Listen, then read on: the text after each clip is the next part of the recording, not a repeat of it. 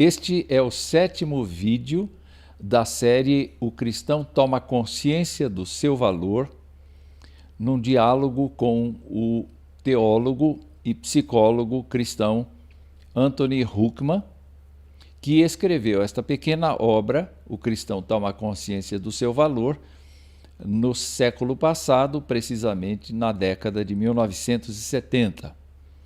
Nós estamos vendo nesta série de vídeos a base bíblica, o pano de fundo bíblico para a questão da autoimagem. E no capítulo de hoje, nós vamos examinar o seguinte tema: Romanos, capítulo 7. Antes, porém, quando começamos a trabalhar neste assunto, nós temos que retomar o vídeo anterior a respeito do olhar correto de que os cristãos devem ter a respeito da pessoa de Jesus Cristo e de si mesmos.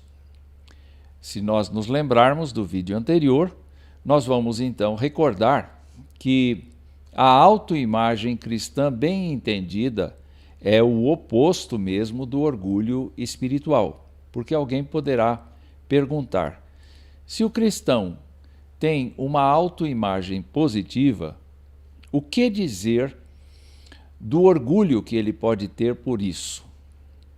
Então, o que se viu no vídeo anterior foi exatamente o fato de que uma pessoa cristã verdadeira cede espaço ao Espírito Santo de Deus e reprime, se afasta da soberba espiritual, do orgulho espiritual.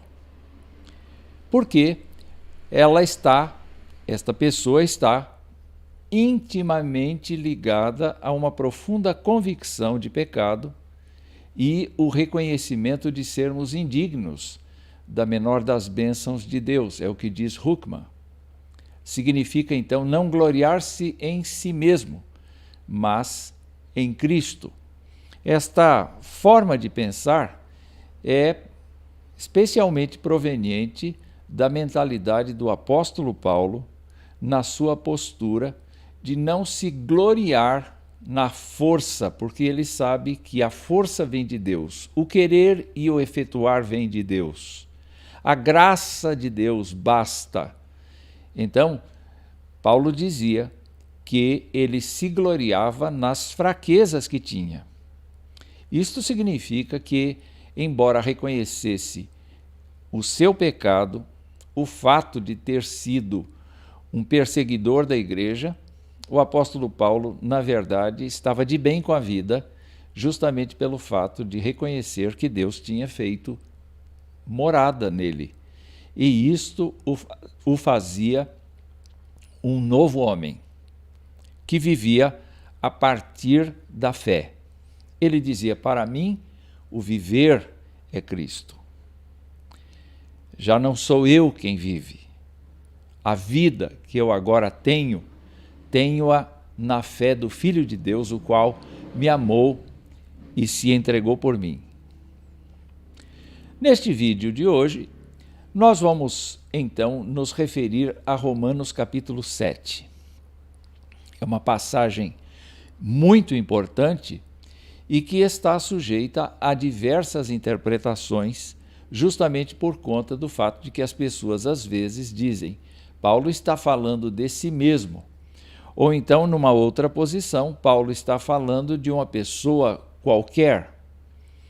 Huckman naturalmente tem uma posição definida a respeito de quem o apóstolo Paulo está falando aqui. E quando pensamos nisto, o nosso objetivo hoje é explorar um pouco a interpretação de Huckman acerca de Romanos, o capítulo 7. Nós começamos o capítulo 7 de Romanos, então, fazendo alguns pequenos destaques no primeiro trecho do capítulo 7, porque a pergunta que o apóstolo Paulo faz, talvez num interrogatório que seja criado por ele para efeito de didática, ele pergunta inicialmente: a lei é pecado?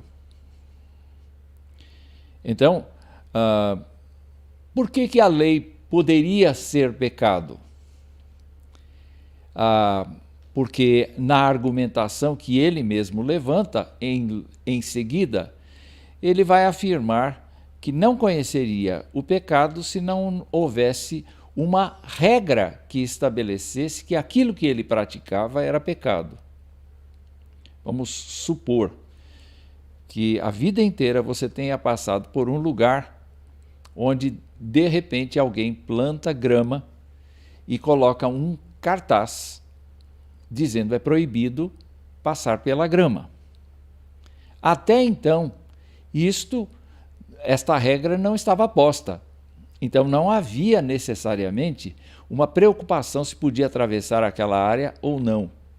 Mas a partir do instante em que foi plantada a grama e a plaquinha foi colocada, houve um grito na sua consciência e na minha consciência de que nós não podemos mais atravessar isto aí. E se nós o fizermos como fazíamos antigamente, agora nós estamos infringindo uma regra. E com isso nós estamos pecando. Então, Paulo esclarece que a lei não é pecado, de modo algum. Mas Paulo afirma que o conhecimento do pecado veio por intermédio da lei. Mais do que isto, o pecado, se apropriando da lei, despertou em Paulo, e ele fala em mim, toda sorte de concupiscência. Ou seja, ainda que ele seja o personagem central da narrativa, ele está generalizando a coisa e demonstrando como é que o ser humano acaba tendo no seu coração o despertamento da fraqueza. O despertamento da fraqueza, o despertamento do pecado, vem justamente por nós sabermos que aquilo é errado de se fazer. Então, ele mostrou claramente que o pecado, sem a regra, estaria morto. É o que ele afirma aqui. Mas quando a lei veio, quando a vontade de Deus, a nossa santidade, um caminho absolutamente coerente com a santidade de Deus, ele diz que, vindo este preceito, reviveu o pecado, quer dizer, o pecado cresce de conceito, o pecado cresce de valor, de conhecimento, e, diz ele, eu morri. E novamente ele insiste, assim como foi anteriormente, que o pecado prevaleceu-se do mandamento e enganou Paulo, ou enganou o sujeito e matou o sujeito. Com isto, Paulo isenta a lei de qualquer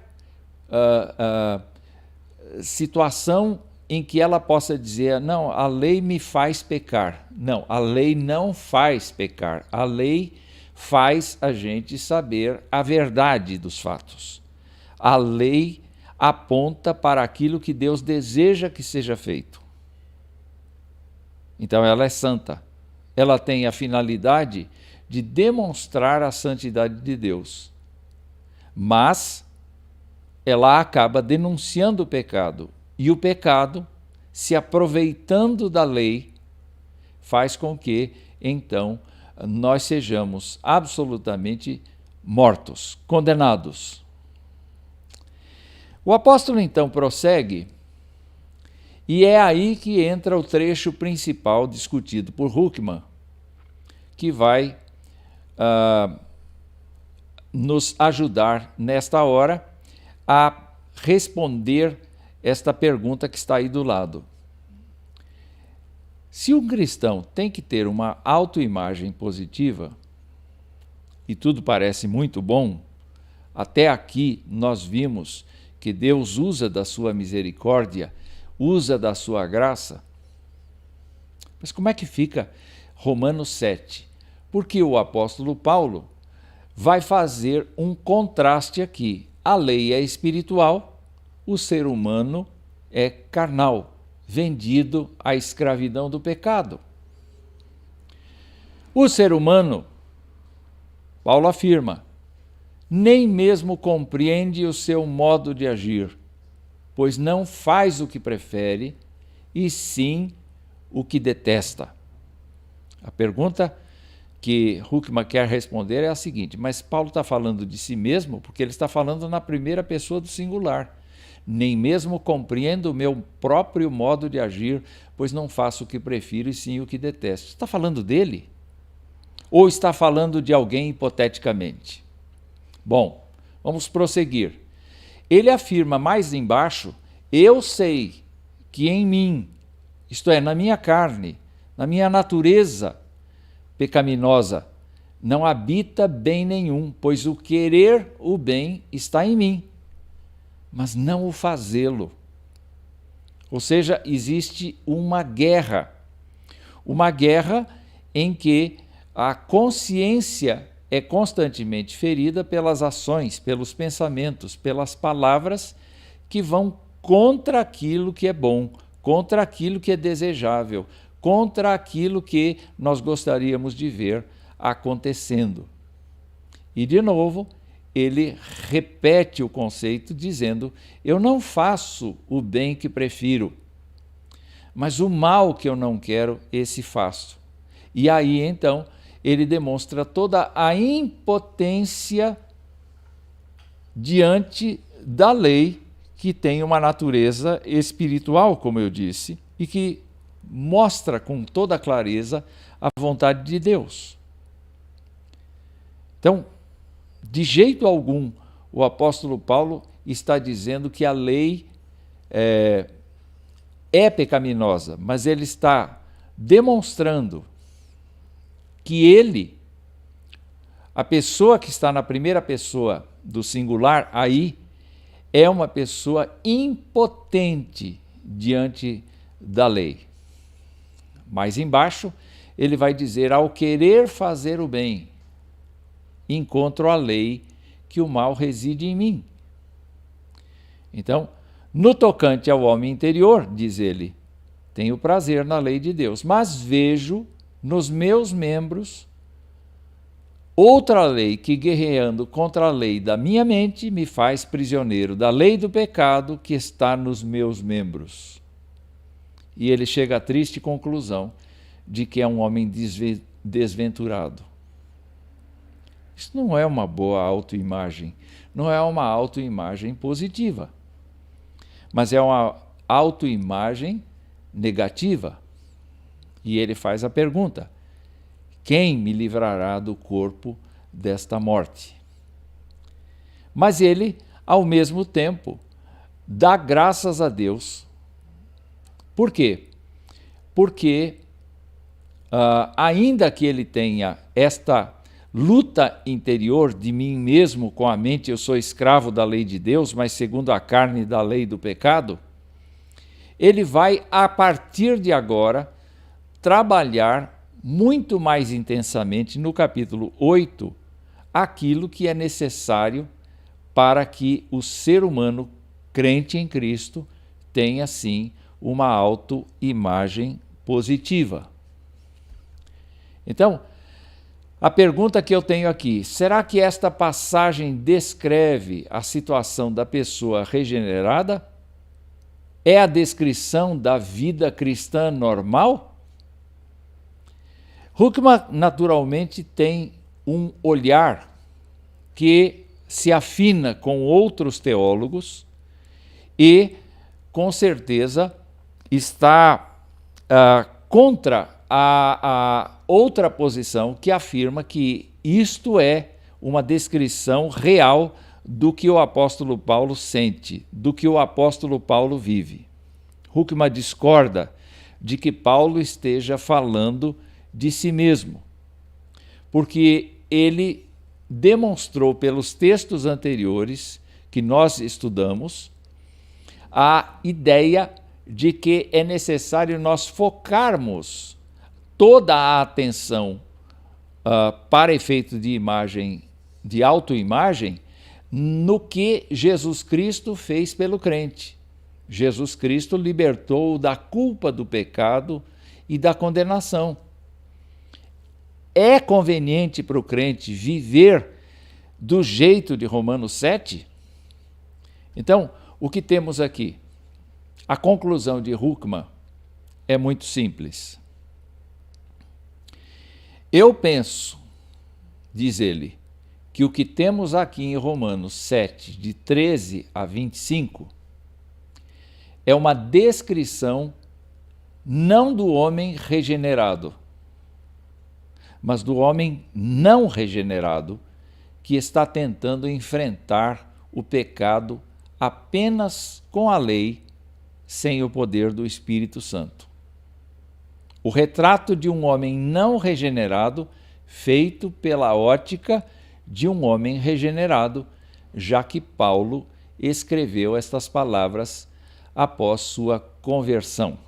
O sentimento de Huckman, e o meu também, é o fato de que o apóstolo vem anunciando, vem discorrendo sobre o Evangelho da Graça em Romanos, especialmente quando ele analisa alguns capítulos chaves, como, por exemplo, o capítulo de número 3, em que ele diz, a partir do verso 21, o seguinte: mas agora, sem lei, se manifestou a justiça de Deus testemunhada pela lei e pelos profetas, justiça de Deus mediante a fé em Jesus Cristo para todos e sobre todos os que creem, porque não há distinção, todos pecaram e carecem da glória de Deus. Em minha mente está a lei de Deus, mas não no meu fazer. Todos pecaram e carecem da glória de Deus, estão fora do foco de Deus. Mas o interessante vem agora: sendo justificados gratuitamente por sua graça, mediante a redenção que há em Cristo Jesus, a quem Deus propôs no seu sangue como propiciação mediante a fé, para manifestar a sua justiça, por ter Deus, na sua tolerância, deixado impunes os pecados anteriormente cometidos. Então, o que o apóstolo está dizendo é que Deus providencia uma transformação nas pessoas, mediante a sua graça, pelo sacrifício de Jesus Cristo. E no capítulo 5, ele começa o capítulo 5 dizendo que os crentes estão justificados, pois, mediante a fé, e têm paz com Deus por meio de nosso Senhor Jesus Cristo, por intermédio de quem obteve-se acesso a Deus pela fé, e a esta graça na qual os crentes estão firmes. E Paulo diz: gloriamo-nos na esperança da glória de Deus. Mais adiante, no capítulo 6, o apóstolo vai dizer no verso 11: considerai-vos mortos para o pecado, mas vivos para Deus em Cristo Jesus. Então não reine, portanto, o pecado em vosso corpo mortal. Parece que o apóstolo Paulo teria regredido nos seus argumentos se ele assumisse a ótica de que, como crente em Cristo, ele gostaria de fazer alguma coisa, mas não consegue fazer. É mais coerente nós acompanharmos Huckman no seu comportamento, na sua forma de interpretar, quando se pensa que Paulo está enxergando como é que uma pessoa, pelo próprio esforço, quer se justificar diante de Deus e não consegue. Justamente pelo fato de que esta pessoa não tem em si o poder de resistir ao pecado que faz mau uso da lei. Então, prosseguindo aqui, o que nós vamos encontrar na argumentação de Huckman?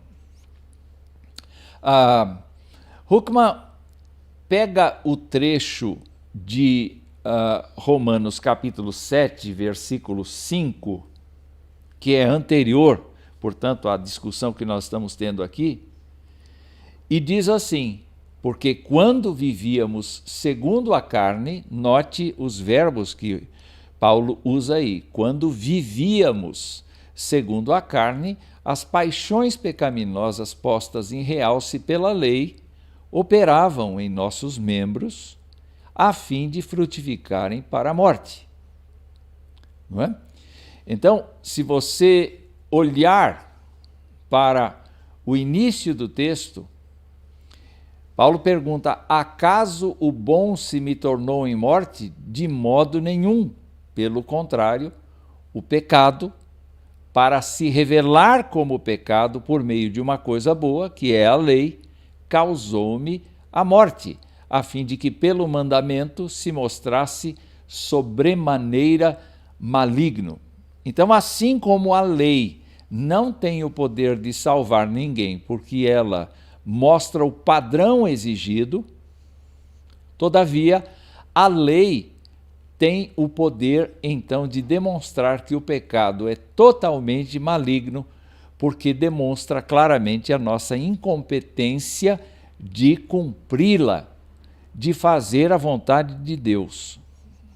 Mas você pode pensar naquilo que Paulo escreveu, porque quando vivíamos segundo a carne, as paixões pecaminosas postas em realce pela lei, quer dizer, a lei serviu como lente para denunciar o pecado, não é?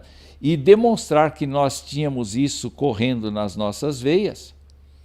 E aí temos, então, a fim de frutificarem para a morte. Então, Huckman interpreta que Paulo, ao escrever Romanos 7, de 13 a 25, onde está dito que não compreende o próprio modo de agir, não faz o que prefere e sim o que detesta, o que ele está mostrando? Ele está mostrando aquilo que nós vemos em Romanos 7,5. Romanos 7,5 se encaixa com o trecho de Romanos 7, de 13 a 25. E assim, então, o pecado, para se revelar como pecado por meio da lei, causou a morte. Então, olha só: ao querer fazer o bem, encontro a lei que o mal reside em mim. No tocante ao homem interior, tenho prazer na lei de Deus, mas vejo nos meus membros outra lei. E assim, isto não se referiria a pessoas que já saíram da vida antiga e que já crucificaram o velho homem com Cristo. Mas isso está diretamente ligado, então, à pessoa que tenta, pelas suas próprias forças, conseguir a aprovação de Deus. O argumento de Paulo vai mostrar que uma pessoa que tenta, por todos os meios, satisfazer a Deus, sozinha, não o satisfaz. Por quê?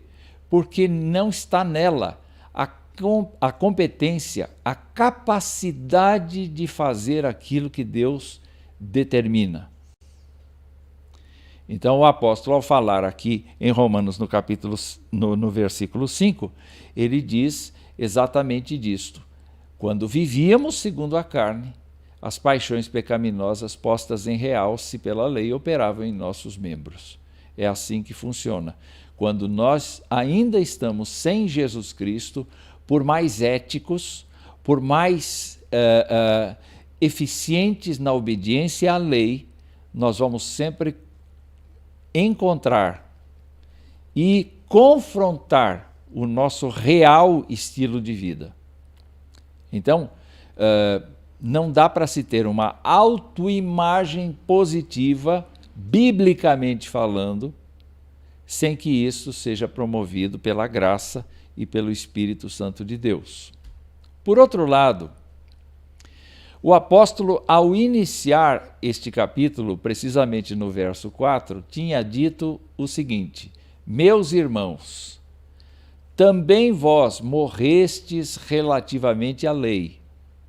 Ele diz: a lei não é pecado, a lei é santa, mas a lei foi tomada pelo pecado e isto trouxe para todos nós a consciência de que nós estamos destituídos da glória de Deus.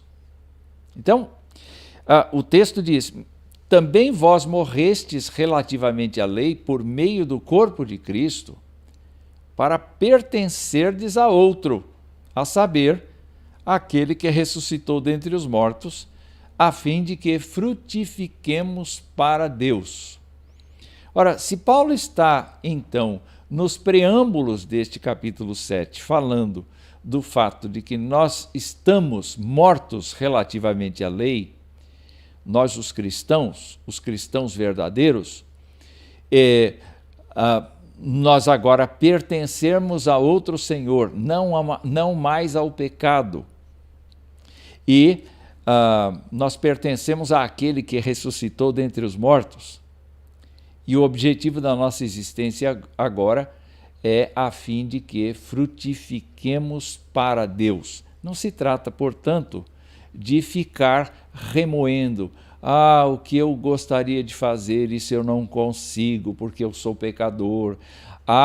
O poder de fazer alguma coisa boa não está em mim, porque tem uma lei do pecado que me domina. Esse tipo de comportamento não é aceitável para o crente. Porque o crente, efetivamente, passou da morte para a vida.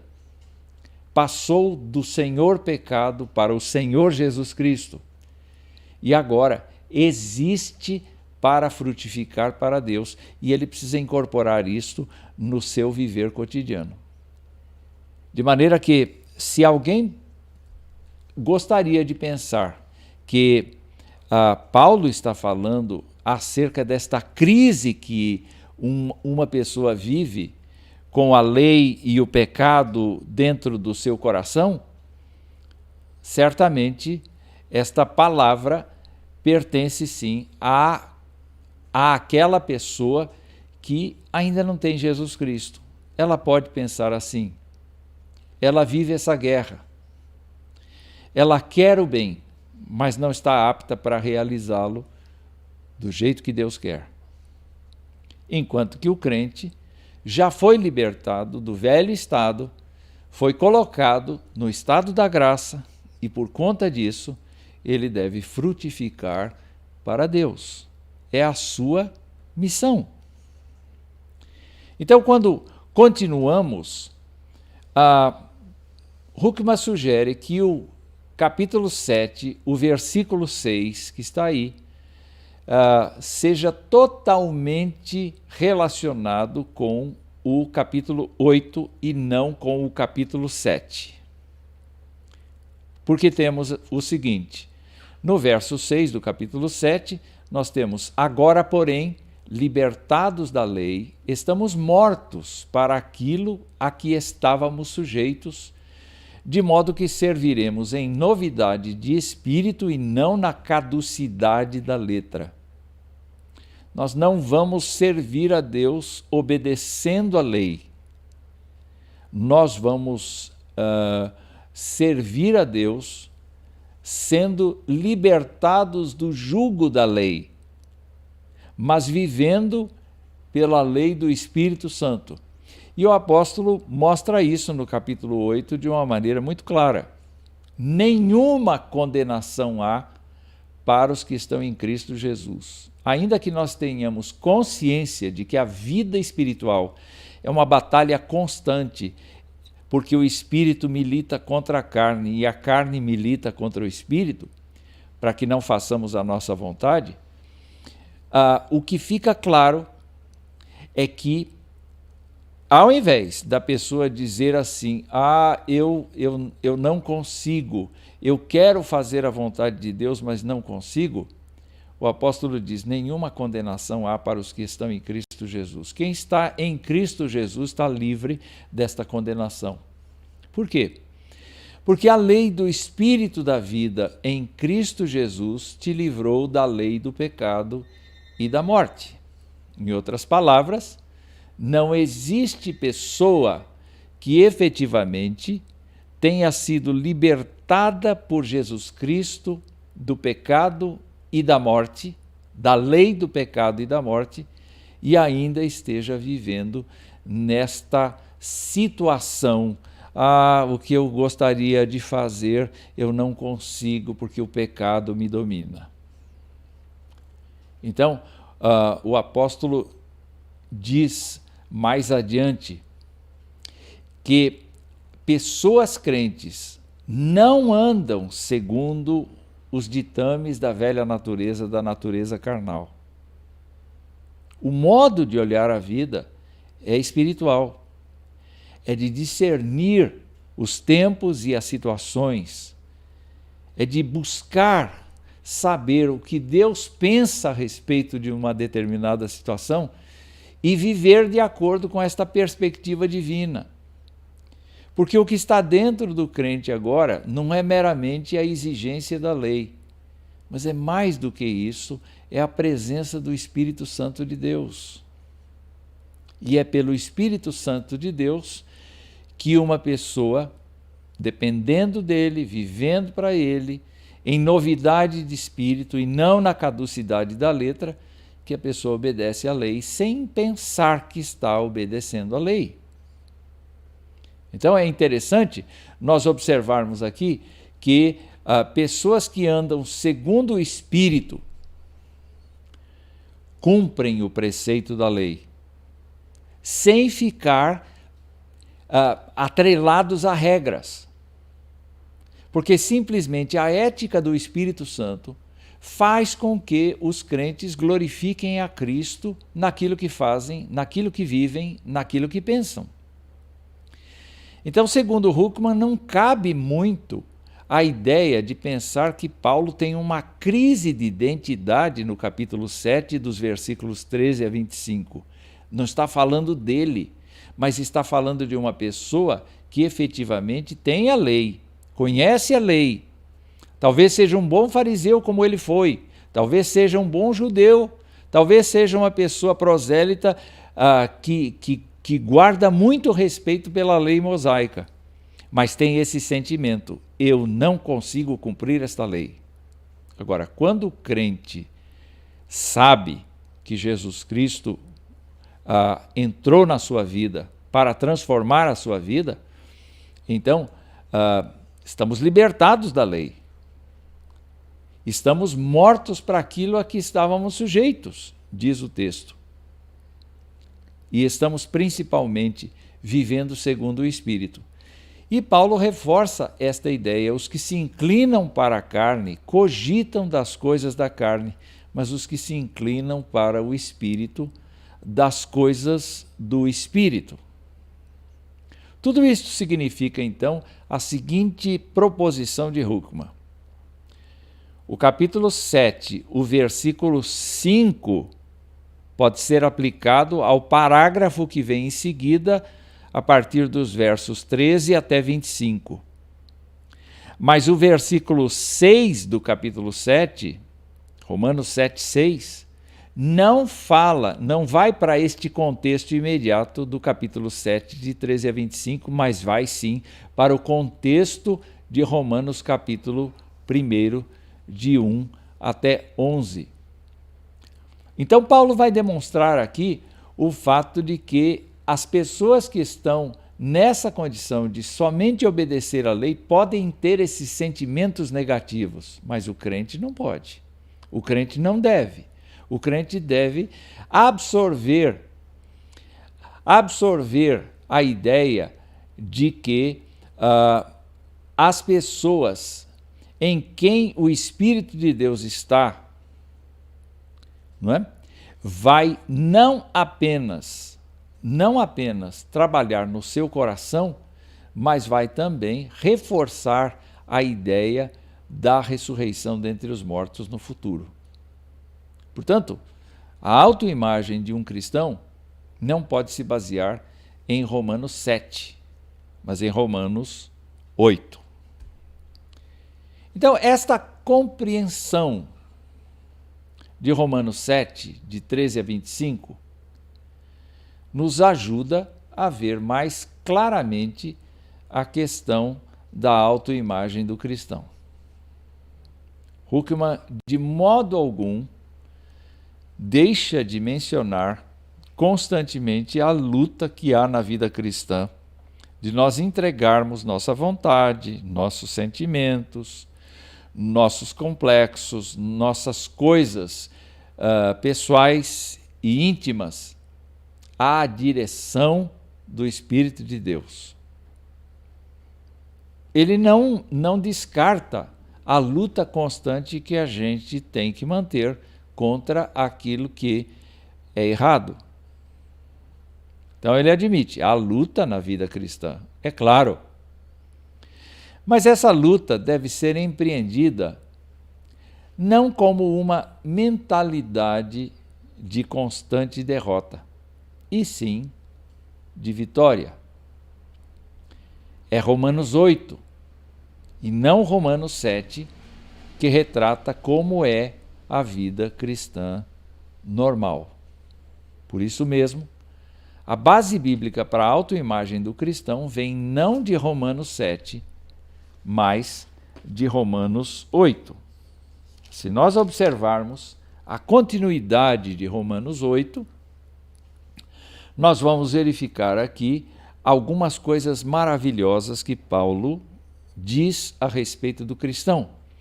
E assim, então, nós temos que curtir, desenvolver um sentimento de uma autoimagem positiva quando estamos em Cristo verdadeiramente. Ele diz, por exemplo, no capítulo 8, nos versos 12 a 14, irmãos, somos devedores, não à carne, como se constrangidos a viver segundo a carne. Porque se viver segundo a carne, caminhais para a morte. É exatamente isto, uma pessoa que depende de si mesma, depende da lei exclusivamente, caminha para a morte. Porque ninguém é justificado diante de Deus por obras que tenha feito da lei. E ele continua, se pelo Espírito mortificardes os feitos do corpo, certamente vivereis. O que Paulo está afirmando aqui é que o cristão luta. Ele tem uma autoimagem positiva graças à obra que Jesus Cristo fez na vida dele, mas ao mesmo tempo ele luta para santificar-se, obedecer a Cristo e viver no padrão de Cristo. Então, para consolo dos cristãos, ele diz: todos os que são guiados pelo Espírito de Deus são filhos de Deus. E os cristãos não receberam o espírito de escravidão, que é aquele espírito de escravidão mencionado tanto no capítulo 7 quanto mencionado no início do capítulo 8. Mas recebestes o espírito de adoção baseado no qual clamamos Abba, Pai. Esta expressão indica um grau profundo de aproximação com Deus o Pai. Ou seja, na autoimagem do cristão, ele deve considerar, sim, o fato de que Deus testemunha na sua vida pelo Espírito de Deus, de maneira que ele pode chegar-se a Deus num relacionamento profundo e íntimo, agradável. O texto diz, o Espírito testifica com o nosso espírito que somos filhos de Deus. E ele diz, então, mais embaixo, que nós gememos em nosso íntimo aguardando a adoção de filhos, a redenção do nosso corpo. E aí ele nos esclarece a respeito dos propósitos que Deus tem para conosco e, consequentemente, aquilo que transforma a nossa autoimagem negativa em autoimagem positiva. Ele diz, segundo a vontade de Deus, o Espírito intercede pelos santos, porque eles não sabem orar como convém. E todas as coisas cooperam para o bem daqueles que amam a Deus, daqueles que são chamados segundo o seu propósito. Porquanto, aos que de antemão conheceu também os predestinou para serem conformes à imagem de seu Filho. Portanto, você verifica aqui que Romanos 8 nos ajuda a responder a seguinte pergunta: o cristão deve ter uma autoimagem negativa nos termos de Romanos 7? A resposta é não. O cristão deve ter uma autoimagem positiva com base nas afirmações apostólicas de Romanos 8. É o que temos para hoje.